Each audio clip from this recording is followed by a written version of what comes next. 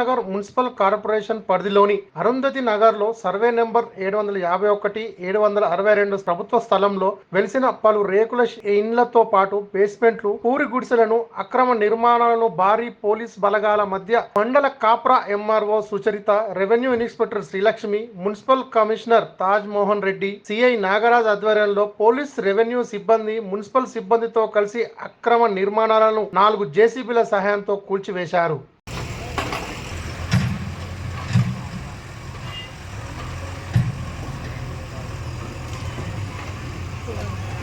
అమ్మతో వాడి